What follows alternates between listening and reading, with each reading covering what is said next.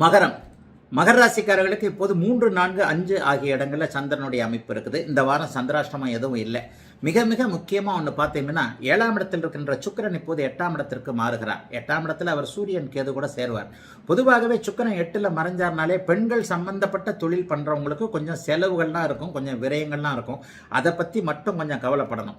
பெண் வழி உறவுகளில் இது வரைக்கும் பெண்ணை நம்பியவர்கள், ஆணுக்கு பெண்ணையும் பெண்ணுக்கு ஆணையும் எப்படியே மாற்றிக்கலாம்.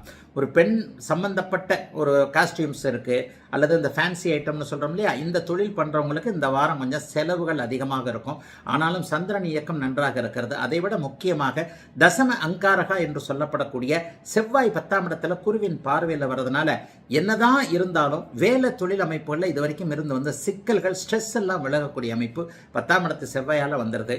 9ஆம் இடத்துல பாக்கியாதிபதி புதன் இந்த வாரத்திலிருந்து 15ஆம் தேதியிலிருந்தே அப்படியே உச்சம் என்கின்ற அபூர்வமான ஒரு நல்ல நிலைமை அடைகிறாரு. ஆகவே 7.5 சனி முடிஞ்சும் எனக்கு எந்த நல்லதும் நடக்கலையே என்கின்ற மாதிரியாக முணங்கி கொண்டே இருக்கக்கூடிய அத்தனை மகர ராசிக்காரர்களுக்கும் கிரகங்கள் 9, 10ஆம் இடங்களில் வலிமையான அமைப்பில் இருக்கிறதுனால, அதைத்தான் தர்மகர்ம இடம்னு சொல்றோம், அந்த இடங்கள்ல வலிமையாக இருக்கிறதுனால இனிமே படிப்படியாக வேலை முன்னேற்றம் போன்றவைகள் நல்லபடியாக நடக்கக்கூடிய அமைப்பு. தொழிலில் 4 காசு சம்பாதிக்கலாம் என்கின்ற நம்பிக்கை வரக்கூடிய அமைப்பு.